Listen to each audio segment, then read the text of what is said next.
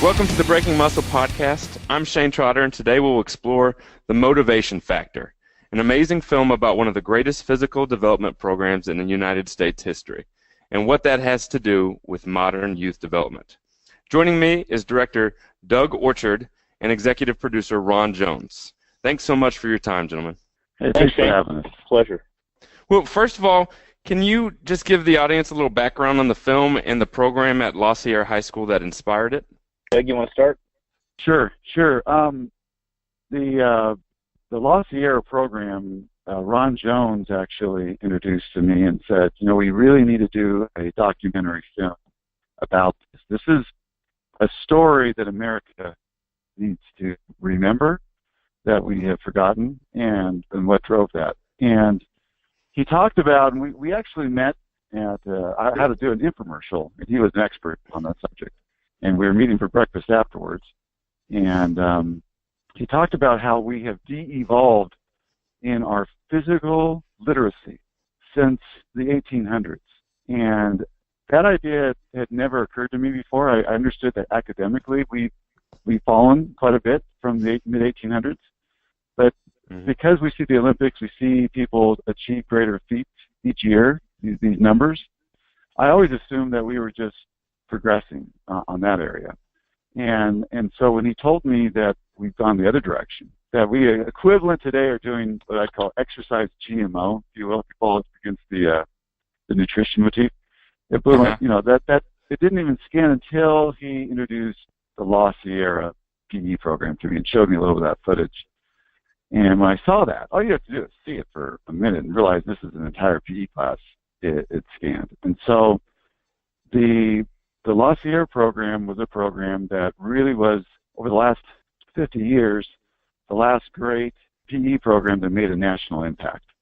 And how it came about and how it became amazing was part of what this film's all about and what it achieved. You hear PE, and I'm sure some people, there's a connotation with PE nowadays. You hear, okay, this is a great PE program, so they didn't walk the track so much. It was more than just a PE program. It's what a PE program should be. They created across the board some of the most amazing physical specimens that I've ever seen, and it was to the person, absolutely across the board, high schoolers. Unbelievably phenomenal footage to actually see. It's interesting because this was not new. I mean, all they were doing, and what Ron has spent the last 20 years studying, is what used to be. And so what they achieved, where every single kid in the class was able to pass. I mean, 99 out of 100 boys could do 10 pull-ups in this program. Wow. So that's a passing score right now for special forces. You could pass, and you're sitting there going, well, even to get into the Marines right now, you don't have to get to 3 to get started and 6 to pass. It's quite fascinating that they were able to motivate the entire school to be able to do it. Mm-hmm. Every boy that was in that program. So that's what I found really interesting, because we're dealing with the problems today, and PE actually holds the solution for all of our many of our most pressing challenges that we just can't figure out as a nation. That the answers were actually by the fact that we have stopped teaching real physical education, which was the core of education throughout history. In the 1800s, they recommended we spend a third of our time on it, and the Greeks were spending half their time because they understood the relationship between driving for excellence, that balance between the mind, body, and spirit. Yeah, history is really clear about this. If you study the ages all the way through, the greatest civilizations were very strong in physical education and fitness. So it's not like it's a new idea. It's just that we're ignoring it, and that was one of the challenges of the film. We're going to make a PE documentary film. Are you kidding? Who wants to watch a PE film? Sure.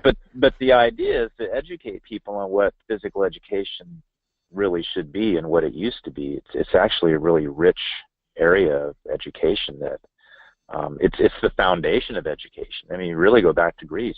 Without that, you don't have a holistic education system. You don't have an efficient education system. So we can talk and I'm a credentialed teacher as well in 3 different subject areas, PE, health science, and English. We can talk all we want about test scores. and academic excellence, and it's never going to happen unless we have proper PE, not at the optimal level. And so we're beating our head against the wall, or we're trying to put out these fires. The fire hose is in the film, and we're having problems getting educators to buy into it. So yeah, it's been a fascinating project. There's just so many benefits to it, and especially with kids today, as you see, Shane, they're growing up, the kids in high school today, the first generation to be around technology throughout their whole lives. And they're extremely deformed, and there's so many corrective methods in classical PE to help realign the body, to help optimize postural line and movement efficiency, and they desperately need that, but most people don't see it today. Just so many studies that have come out recently, a lot of statistics in the film as well, but showing an average activity level for an 18-year-old is about the same as a 60-year-old. If you look at just grip strength tests, just far lower today's generation. And I think that the average person just wants to lower the standard and say, well, humans aren't as strong as they used to be. Let's lower the standard then. But the reality is, that health precedes performance. These are humans. We got to take care of that. Nothing could be more core, as you said earlier, than PE. I mean, you have to put that first because everything else is going to be built on that foundation. Well, it really is, and you're a strength conditioning expert. You know a lot more about Olympic lifting than I do, but I know enough to know that if you don't know how to line things up, you're going to be a lot weaker. So if you just look at posture line walking into your strength room, and you've got to deal with that and try to get these kids to line things up when physically maybe they don't even have the capability. My daughter's running cross country right now as a freshman, and I'm just shocked at how deformed the kids are compared to when I was coaching 20 years ago.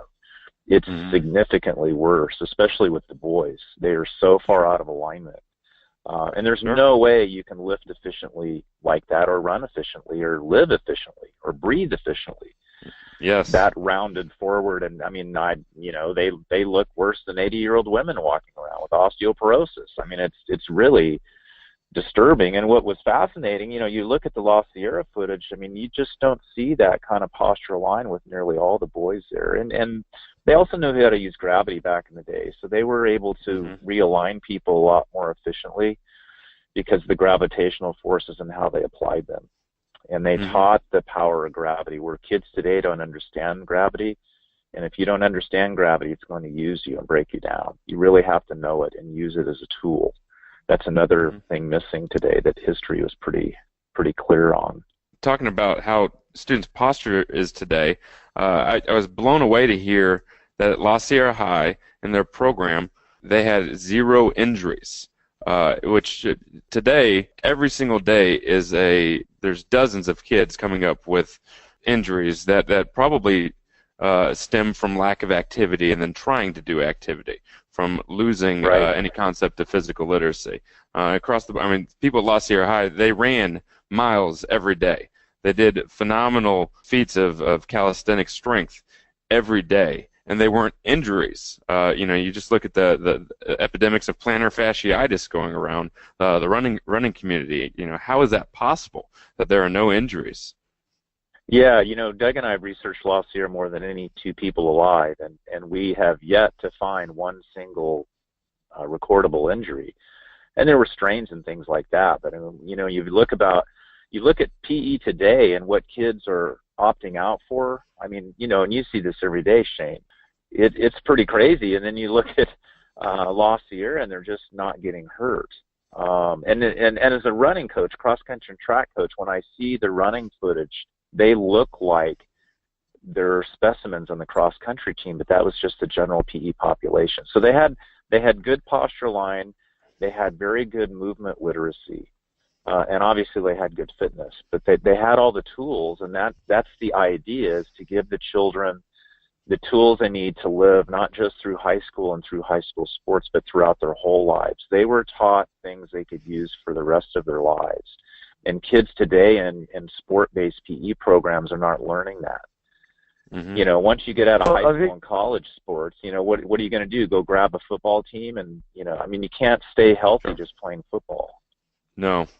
It's the concept of physical literacy, being able to to move your body and know how to move your body, that's going to just give you so many more options for the rest of your life, and a different Right. perspective on what your body is meant to do for the rest of your life. That you'll revolt from the cubicle. That's not an acceptable fate for your body to live in for 12 or more hours a day. Yeah, I did. So I did corporate health for 15 years, and I work with the CEOs, the vice presidents, corporate office, also blue collar, workers out in the field with the oil and gas industry. And there are predictions that 30 years from now, the workplace is going to be mandating physical activity because people are starting to realize how important it is. You won't see people, sitting in their desk all day because it's just not optimal for employee health, not just physical health, but also, the cognitive performance. It just goes in the tank if you don't, move all day. So I think things will change just because evolution will demand it. Otherwise we'll be taken over by somebody stronger and smarter. And that's where it goes historically.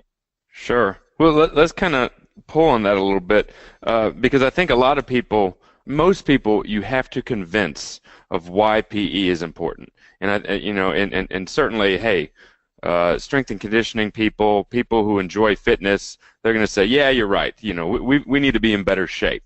But why is PE core? Why is physical fitness and giving time and instruction in fitness to for a workforce job? Why is that something to value or something to put as priority number one for your people? I think that what we need to realize, because right now we could see our society without it. Well, I'm going to tell you a story. I got invited up to a high school near the Tesla factory in Northern California, Silicon Valley area, very, very high-end IT area. And the vice principal wanted me to come in and help the PE department with classical PE. And he had me come in his office before I went, Shane, and he was an ex-wrestling coach. He goes, here's the problem.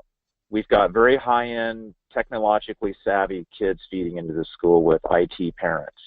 They don't understand the relationship of why they need to be healthy in the first place.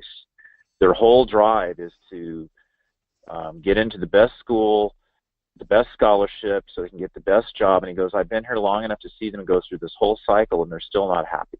And they're not connecting the value of physical fitness to being a happy, joyful, good citizen throughout life. And he goes, that's the real issue. So what you said is we need to bring that to the surface. I don't think the kids are learning the why.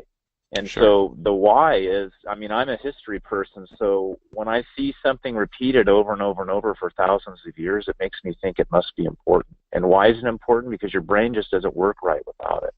So while we're driven in technology to do all these wonderful things, unless we're physically fit, we'll never have the best concept designs, and we won't have the best apps. Well, the app tells me what to do. Well, who's designing the apps? Do they know anything about physical fitness? Because what I'm seeing they're asking you to do doesn't tell me they know too much. So we want to optimize our brains by optimizing our bodies. You cannot separate the two, period. This is what history is very clear on. It's not mind or body, it's mind and body. We have to have both, not one or the other. Sure. And the assertion that the film makes repeatedly is that if you want to see math and science scores go up, well, that will follow a great physical development program. Right. Again, we can't separate the two. It is the body that is going to lead to the highest heights of our minds. Yeah, we need a paradigm shift in the physical education profession as well, because I just had a PE teacher write me the other day, and he goes, "What can I do, to get something like this going?" I go, you need good PE teachers on your staff willing to work their butts off, because the PE coaches at La Sierra worked really hard to run this program. It's not a kind of program or any classical PE where you throw the ball at it. It's very instructor driven. And it takes a lot of work. You got to, it's like being a good math teacher. You got to go in there and do those equations. You got to break those steps down. And PE is the same way. So when you see the kids wandering around the track with no instruction, it's like that's not what PE is all about, Sure. Well, it takes a lot of background. You have to know a lot. Right. You can't just go in there and think that we're going to move really, really vigorously for 15 minutes and look, they're tired, we must have done a good job. Well, and who's That's teaching it, Shane? Because there's no university that I know of in the country teaching classical PE methods. Not one. Sure. There are some classes on PE history, but I don't know any program that's actually teaching these methods that are tried and true over the generations to work so well. So that's the problem. It's like when our factories went overseas, and now we want to make stuff. Well, the factories are gone, the workers are gone, the infrastructure's not there. So the first step is making people aware that this ever happened, and then why it's important. And then we've got to rebuild the infrastructure, which is we've got to start teaching PE teachers how to teach PE again. And then the schools need to be hiring them. That was in the film. We need forward-thinking schools to realize the importance of physical education and find those teachers that are still around or willing to learn the methods and start this thing going again. So what do classical PE methods look like for those who haven't seen the film, and just to have a better concept of what these are? Well, in short, there was a classical golden era PE in America from about 1885 to 1920, and PE then was gymnastics based, but not gymnastics like we think of it today. It was medical and orthopedic gymnastics, primarily out of Germany and Sweden.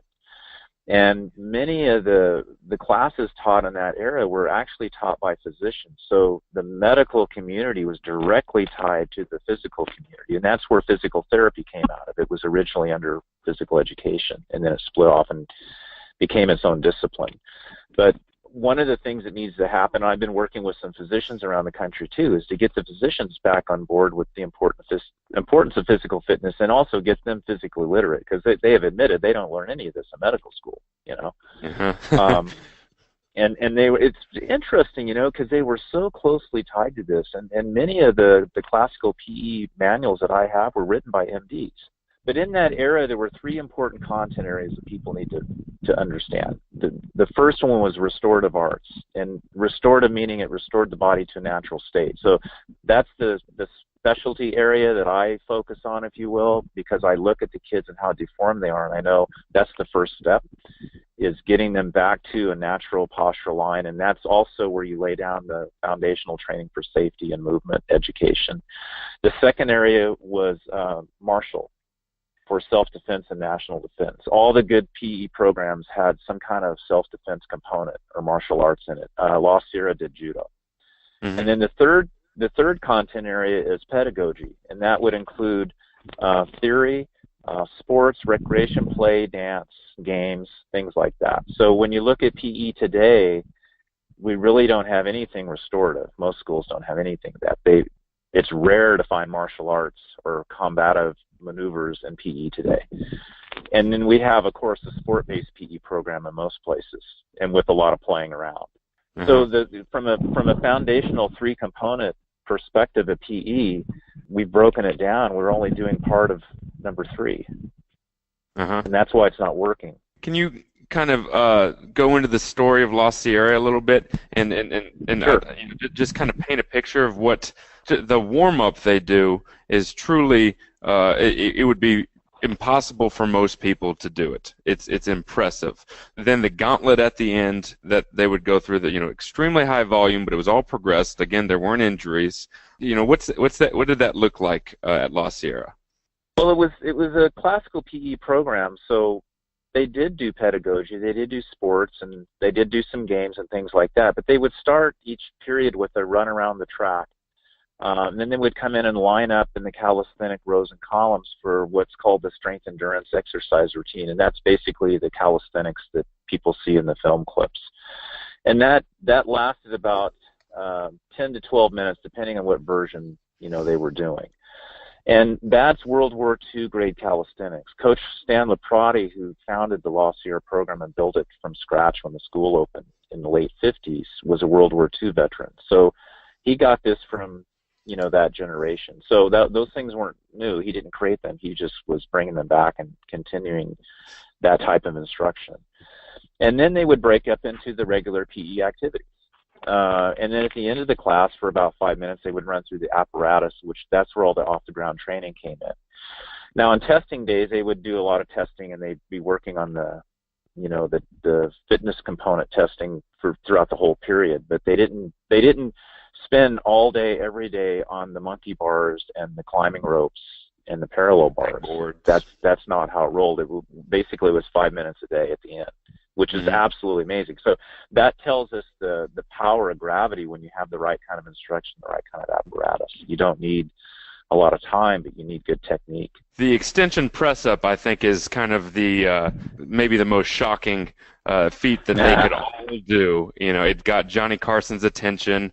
I showed clips of it before a workout, my track class actually, and they were just amazed. It led to a discussion. How is this possible? And so anyway, they could all do this extension press up. Can you kind of go into that a little bit? Yeah, I first saw that with Jack LaLanne because he used to do them. And but if you get into who taught Stan LeProtti, there was a guy named T.K. Curitan out of Chicago, and T.K. Curitan was one of the founding members of American College of Sports Medicine and a huge exercise science guy coming out of World War II. And he's got a book he wrote in the mid-'60s. Basically, that extension press-up, he was writing this book to, like, middle-aged men at home. And that was one of the foundational exercises you're supposed to be able to do to be a real man, Yeah. So it's like, this is how far we've fallen, The other thing is, I was filming wrong. We went to Redwood City's library. They had all the archives of the program that Stan LeProtti first went and worked at, which was Sequoia High School. Yeah. So Ron's digging through all the archives that library had. We're talking about stuff that was back since the early 20s, and pulls out a nice illustration of the extension press-up. I mean, they were doing that. I don't know where that thing even originated from, but that had been around for quite a few years.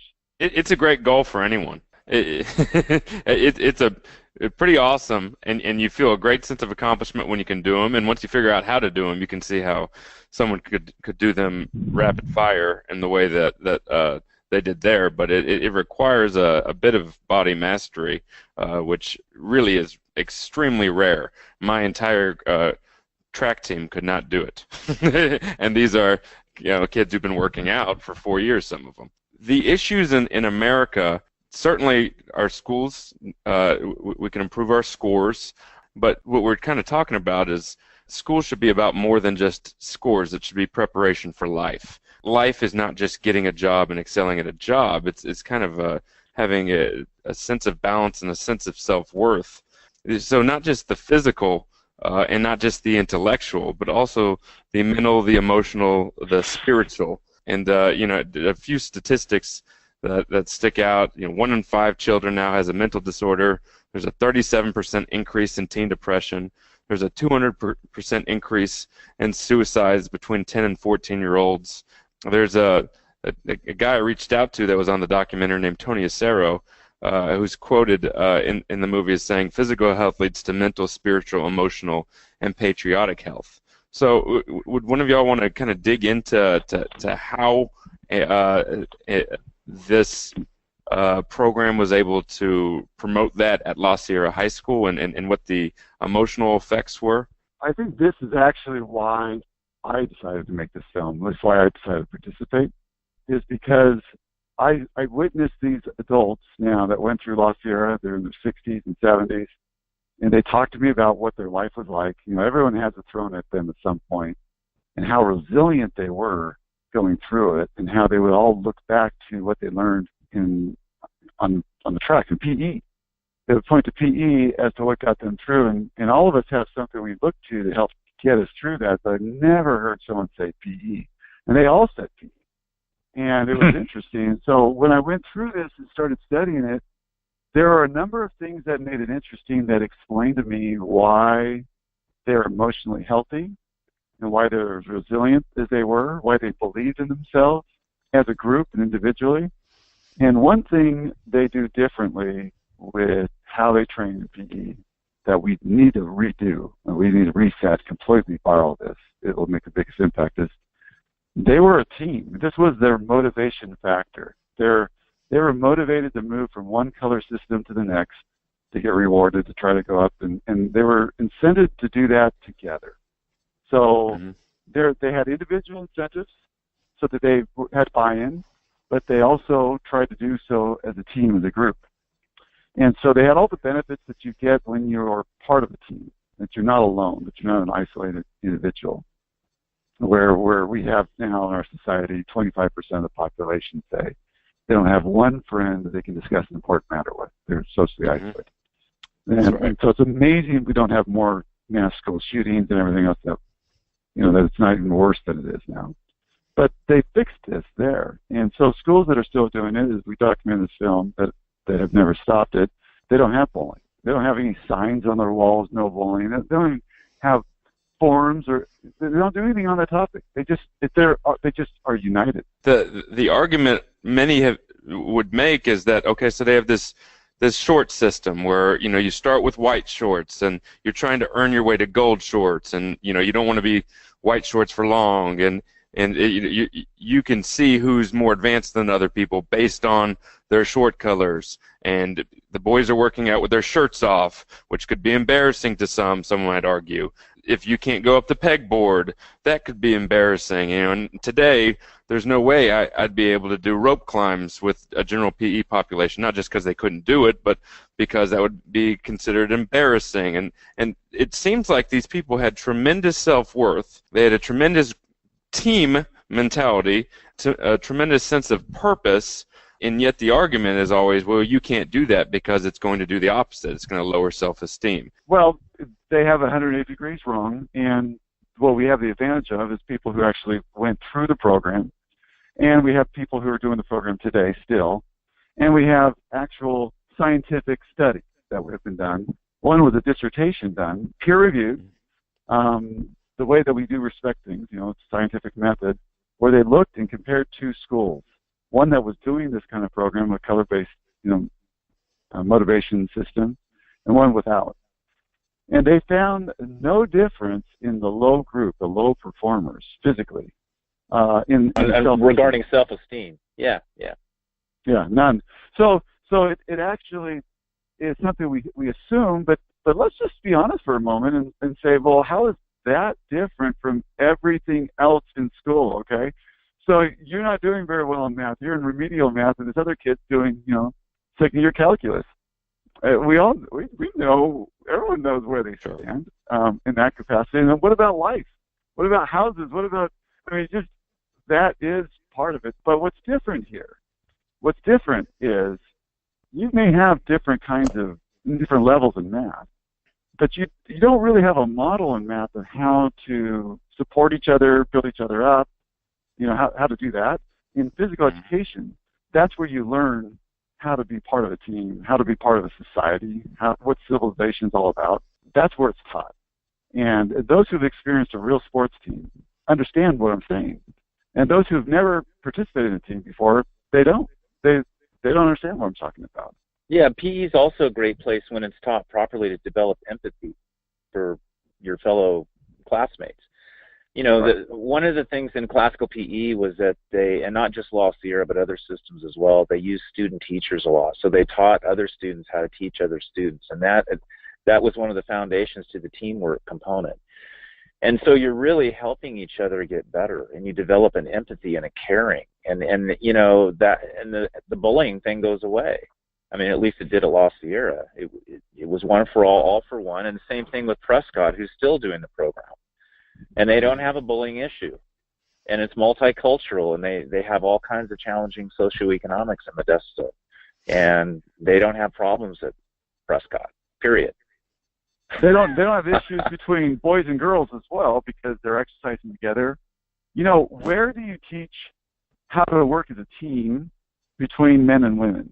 Where is that skill taught today in our education system? Really think about that. You don't learn that in a classroom where you're great on the bell curve. You certainly don't learn that the first job that you take where you're both competing for the same management position. Where is that taught? And at Prescott, that's taught in PE. And if we look at the challenges we faced since JFK, when JFK was shot, because this program was starting to go. It was in 4,000 high schools across the country when he was shot. And that was all because he got behind it and he pushed it hard. We haven't had a president do that since then. We had Michelle Obama, the wife of a president, right, who Yeah. said, let's move, which is a start. We do need to move, but we can't just move, because that's the problem. We talked about that earlier. So, but he pushed it, and so let's say he wasn't shot. Let's say it really stuck. Well, right after that, you had desegregation. So you have people of different, you have African Americans and being bused, and everyone interbused to different schools, so they were together, thinking if they were just in the same school, things would be better. But what if they were in this program where everybody was on the same sports team? And then when you had the situation that everything became co-ed, now you had all the men, women, and every diversity, every gender, everyone's learning in a team environment, in physical education, experiencing, supporting each other, getting rid of all those weird ideas that are holding us back. Mm-hmm. All that would be gone. You would not have had a glass ceiling problem Mm-hmm. in the 90s and 2000s for the women. You would not certainly be having Ferguson anymore and all this other nonsense that's going on. All that would be done, over. Sure. It all happened. It still exists because we stopped teaching the core of education. I mean, what do you expect? This is not something that we're going to be able to come up with a solution without going back and doing this right. We have to do real physical education again. It teaches true self-esteem and true self-worth because there's no other way than to actually accomplish something, to see that you were once here and you can now do something that you couldn't do. That's where true self-worth, true self-esteem comes from. And a true understanding of how to work towards a goal, that you're not going to just make an impact because you say you want it, that there's a process, and a transformative process. So it's every single major skill set that we want our youth to be developing. Empathy for their fellow man, purpose-driven, and of course the ability to delay gratification and work consistently to a goal. It covers the spectrum. And creates a microcosm for everything you want to see in the world. As a credentialed PE teacher, what disturbs me the most is kids should know how to take care of their health for the rest of their lives when they graduate from high school based on what they learned in PE in their health class. We're not teaching that. These kids are coming out of PE, they might know some basketball and they walk around, but they don't have the tools they need to take care of themselves because PE's not teaching it. Are they learning basic strength training? Are they learning how to stand, walk, sit, run? Are they learning survival skills? In Puerto Rico, look around. What kind of skills do you need to survive that situation? Sure. Those kinds of skills used to be taught in PE. That was the foundation of classical PE. Also, with survival skills, push, pull, run, crawl, swim, hang, roll. These are the drills that you need to know how to do in an emergency. If you look at our nation's problems today, right now, at the corporate world, our biggest problem is presenteeism. That's our number one blocker of productivity, which drives our standard of living. Everyone's worried about how come we're only growing at this much per year.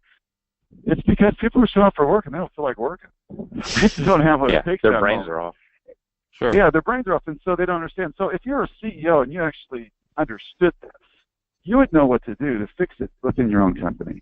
You would know, but they don't. And so there's not a spot that you could point to as far as problems that we have, or there's very few that you wouldn't be dramatically improved.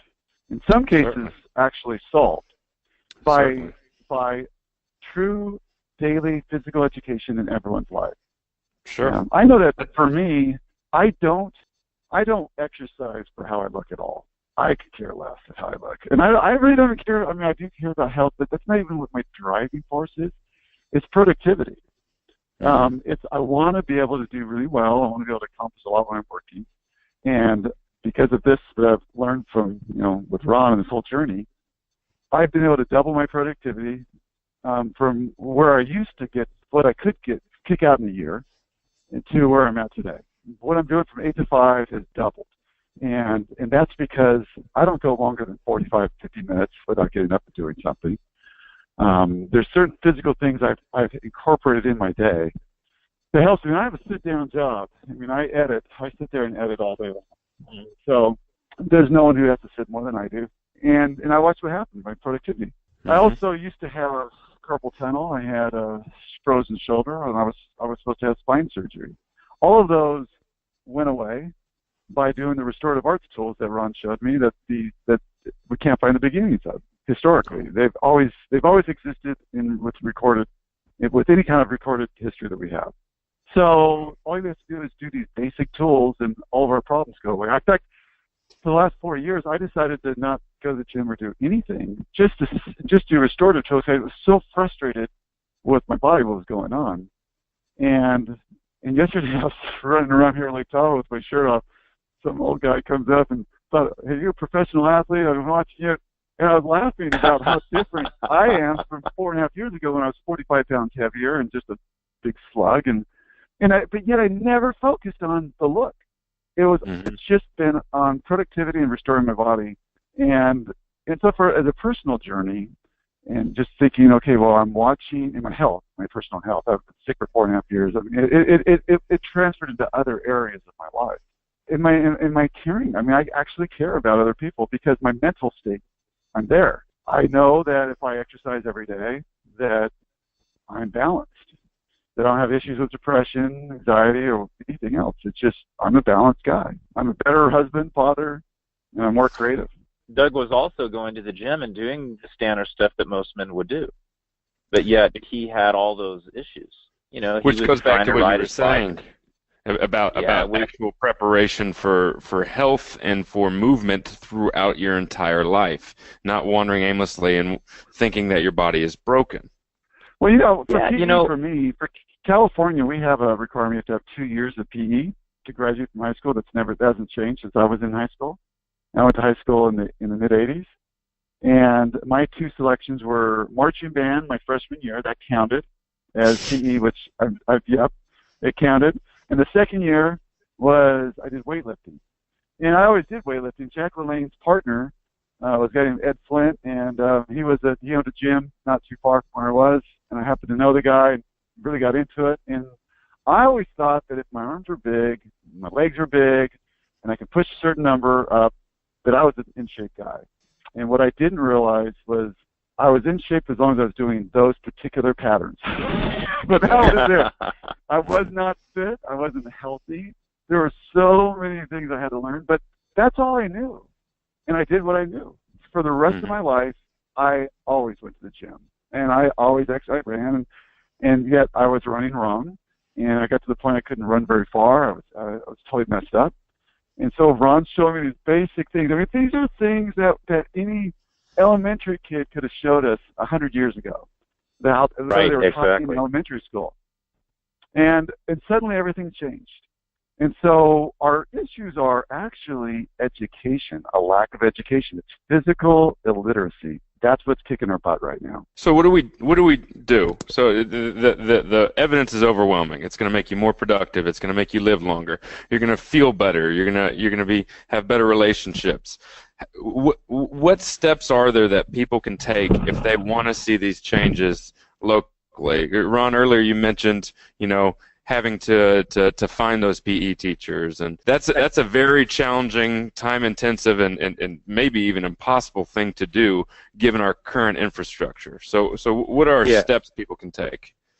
I mean, I want to get the word out because I think if people don't understand why, they're just not going to bite on it. So I'm always big on the philosophy and the history and the proof of why we need to be doing this in the first place. And as an educator and a parent to 3 children, I think the parents really have to become aware of this and start driving it. And they need to understand that year-round sport programs create imbalances, and they're taking our kids down an injury pathway.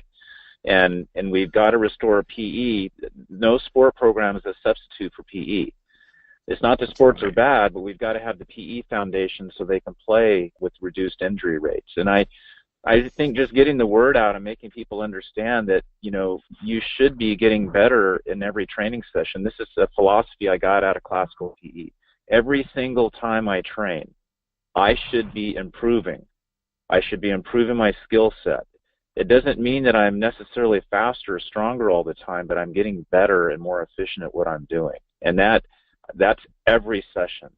And if I can't say that to you, Shane, then something's missing. So it's the philosophy that is going to drive all this to me before we get into like the specific methods of how Doug fixed his shoulder. You know, why? Why are we doing this? To become better citizens. In classical PE was called a noble purpose. What's the purpose we're doing all this in the first place? Noble purpose defined in a bumper sticker, preservation of nation. That's what it means. I mean, the reason we made the film was Ron and I had that experience of trying to do it, in our, you know, as parents in our own school where it wasn't happening for our kids, and it became abundantly clear. Although there's these different scientific studies that have come out that show the benefits here and there, it trickles in. It doesn't carry the same impact as if you could see it in one fell swoop. So we made a movie to be the flag that parents could wave, administrators could wave, physical educators could wave, and doctors could wave, and politicians, to actually get that started. So that's the tool. It was that we felt that was missing to start. It does carry some of this philosophy. It shows people doing it.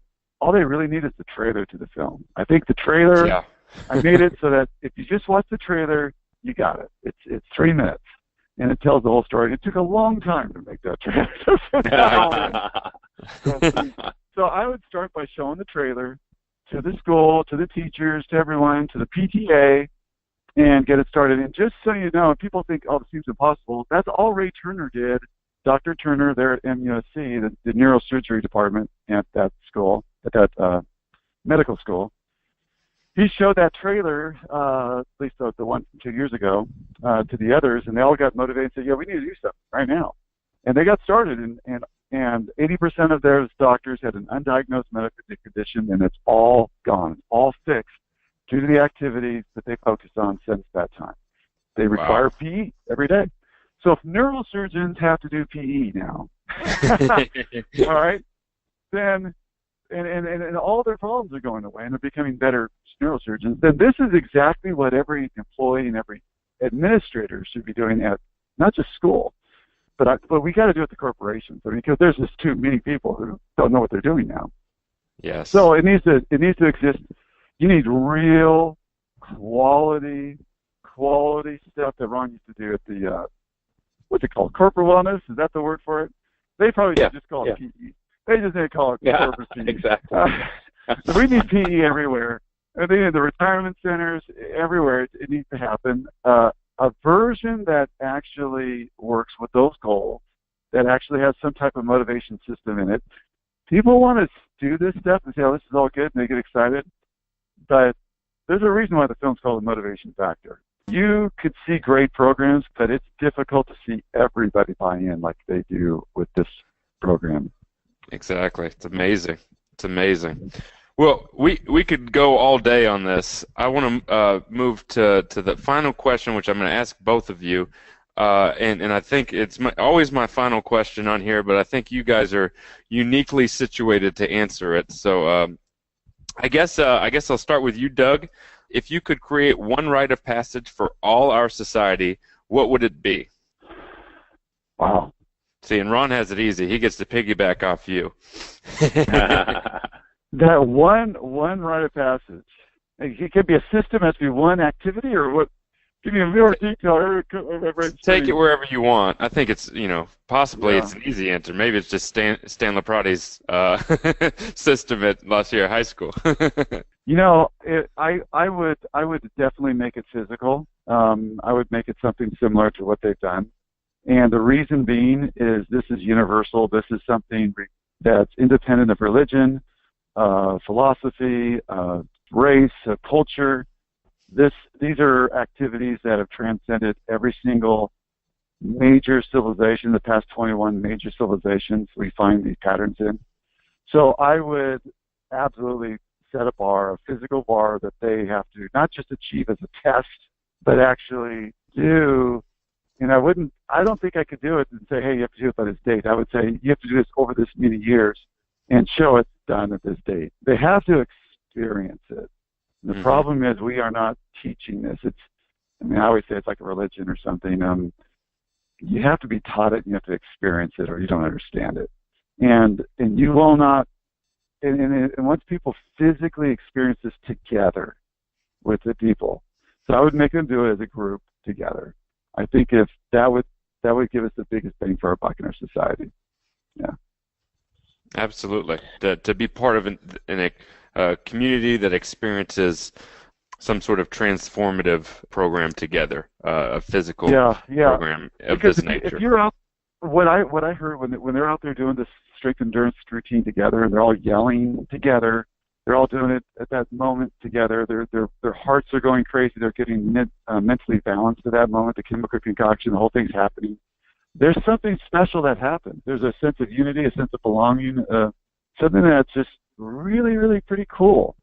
Mm-hmm. And I think everyone should experience that. I guess if I had a real rite of passage, I would want everyone to have that moment. Mm-hmm. And very few have had it. Being part of something bigger. You're not worried about your Facebook likes at that moment. It's about everyone. Right. Exactly. Well, as a PE historian, I know the value of physical movement. So I'm also going to go with the physical as Doug did. I'm going to go with something more simple, and this is what I've done. I haven't missed a day of exercise for 10 years. And I think what people need to be doing is exercising 30 minutes a day in some type of activity that they can find joy in doing. So not beating themselves up and grimacing and grinding and hating it, but find something that you can do and get into it. And that could be as simple as walking. And so many of the training sessions that I have now have nothing to do with intensity. I'm just out there going for a walk or playing Frisbee with my kids, but every day I do something for 30 minutes. And that's not a new idea. I got that when I interviewed Jack LaLanne for my master's thesis. And he hadn't missed a day of exercise in 50 years. And then I met another guy who was a huge bodybuilder guy in Southern California named Dan Mackey, and he hadn't missed a day of exercise in decades. And I started thinking about it. It's like, this might be a good idea. These are legendary people that I'm studying and interviewing and talking to. And so that's something that everybody can do today. And you don't need a day of rest if you're just going to go for a walk. So it's not like you're training hard every day with high intensity intervals. But you're physically moving every single day. And you'll learn a lot doing that. And you'll learn a lot of discipline, and you'll develop your character. And you'll see things, and ideally you're outside, because part of classical PE involved the outdoors as well. There's a huge benefit to being outside in a natural environment. The mood enhancement studies are really interesting when you look at the same type of activity level inside versus outside, and people have a better mood when they go outside. So getting outside away from artificial air or artificial lighting, being around stimuli for the brain that really lights the brain up neurologically, so much more beneficial. And it can be as simple as going for a walk or going for a swim or riding your bicycle. Start there. That would be my recommendation. I love that. And that's something everyone could start today. Just start making it the foundation of your day, the lens through which you see the world. I love it. Guys, thank you so much. Just getting to sit down with you is it's something I've wanted to do for a long time, but the video or the documentary is absolutely awesome. I encourage everybody to find a way to watch it. Is there anywhere you want to send them to look at the movie? They should go to motivationmovie.com. That'll have the easiest link over it.